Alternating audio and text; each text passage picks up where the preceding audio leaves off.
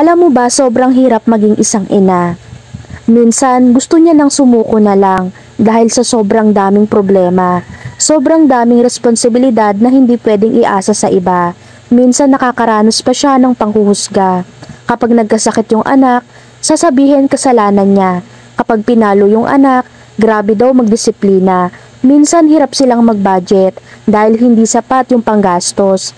Minsan napipilitan siyang mangutang, lalo na kapag kinakapos. Pero imagine, kahit sobrang hirap ng sitwasyon, nagagawa niya pa rin mairaos. Hindi na makagala masyado, hindi na rin nabibili yung mga gusto. Bilang nanay, kinakaya niyang magsakripisyo.